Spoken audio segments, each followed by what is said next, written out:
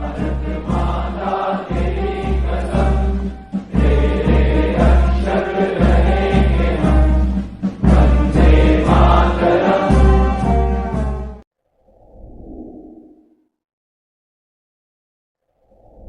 Friends, Russian Ukraine war is still going on. तकरीबन 2 महीने हो गए and now the war is entering into its third month very shortly. जो चीज़ president Putin ने सोची थी 2-3 दिन में हो जाएगी, वो अभी 2-3 महीने में भी कहीं पर भी चांस नहीं लग रहा है कि कोई पॉलिटिकल ऑब्जेक्टिव या मिलिट्री ऑब्जेक्टिव कोई कैप्चर हुआ है या कुछ उन्होंने हासिल किया है। लेकिन आज इस वीडियो में इस वॉर की बात करूंगा, लेकिन नेवल एस्पेक्ट की बात करूंगा। Yes, you guessed it right. Ukraine has scored a massive victory and a massive hit when it was able to sink Russian flagship naval ship Moscow. This is a flagship of the black naval assets of Russia. जो black सी में इनकी navy का जो flotilla है, जो navy का एक बहुत बड़ा बेड़ा है रशिया का, उसकी सबसे इंपॉर्टेंट शिप थी। ये शिप इतनी बड़ी है कि रशियन नेवी के अंदर ये बड़ी बड़ी शिप्स में इसकी गिनती होती है और ये बहुत प्राइड थी रशिया की नेवी की, इसलिए इसका नाम भी 96 में रखा गया था मॉस्कोवा, यानी मॉस्को जो शहर है, कैपिटल है रशिया, उसके ऊपर इस शिप का नाम है। ये शिप बहुत ही जबरदस्त शिप है, 2500 टन वाटर डिस्प्लेस करती है, तकरीबन 600 फुट लंबी है, यानी ऑलमोस्ट टचिंग 190 मीटर्स लॉन्ग।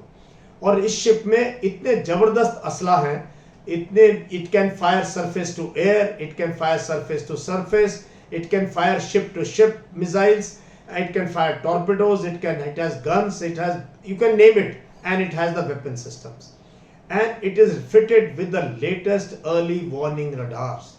तो ये शिप एक तरीके से जितना भी फ्लोटिला है, जितनी शिप्स है ब्लैक सी में रशियन नेवी की, उनकी प्राइड भी थी, plus it was providing air defence protection and protection to other ships in the Black Sea. और काफी इस शिप ने जो है इस युद्ध में हिस्सा लिया। लेकिन now the videos are out, the ship is now lies in the depth of the Black Sea, यानी शिप सिंक हो गई है। शिप कैसे सिंक हुई इसके बारे में अलग अलग बातें हैं, लेकिन वेस्टर्न सोर्सेस का माने या यूक्रेनियन सोर्सेस का माने तो 2 नेपट्यून मिसाइल्स जो surface to ship missile launch की थी, उन्होंने इस शिप को जो है मार गिराया है।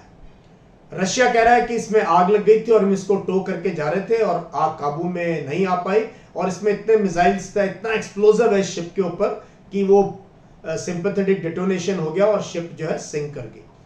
कैजुअलिटीज का अभी तक पता नहीं है।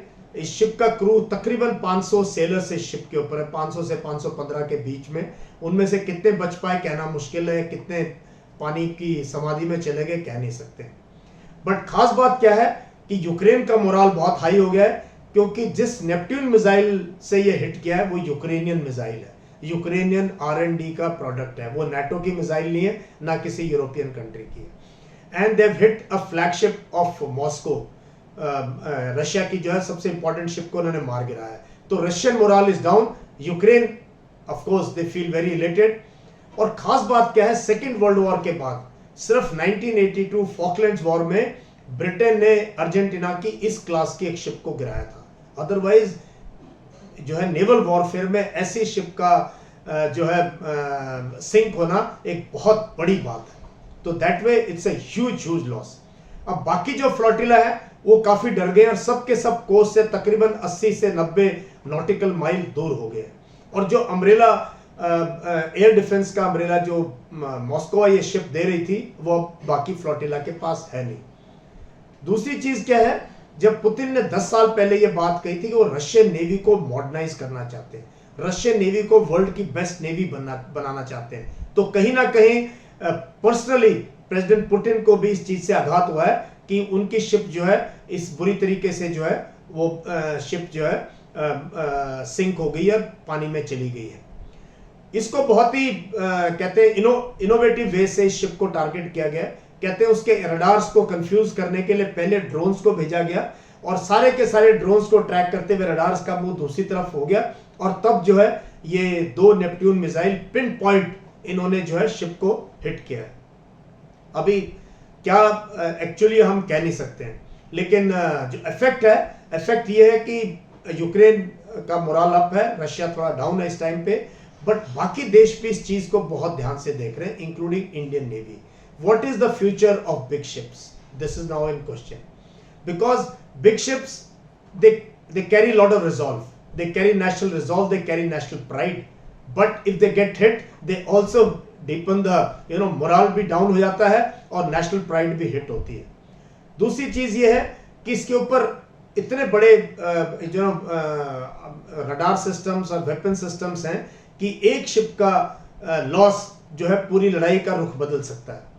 दो in this war I don't think कि इतना बड़ा इम्पैक्ट होगा. इम्पैक्ट हुआ है कि जो कोस्ट को ये लेने की कोशिश कर रहे थे ओडेसा के एरिया में रशिया, अभी उसमें टाइम लगेगा, but such loss of such ships can have a huge impact. The war is on land based. अभी तक पूरी लड़ाई लैंड बेस्ड थी, लेकिन अभी जो है पूरी दुनिया का ध्यान जो है इस तरफ ब्लैक सी और सी ऑफ अज़ोव की तरफ चला गया है, जहां पर कि रशिया डोमिनेट कर रही थी. अब रशिया चाहे भी तो इसको रिप्लेस नहीं कर सकती है, क्योंकि टर्की ने ब्लैक सी को क्लोज कर दिया है, and they are not allowing any warships to enter this particular area और zone of combat. So Russia has taken a hit, and let us see what is going to be the impact of sinking of Moscow. But I hope you enjoyed this video. Do subscribe to this channel and follow me, because my second innings is for your first innings.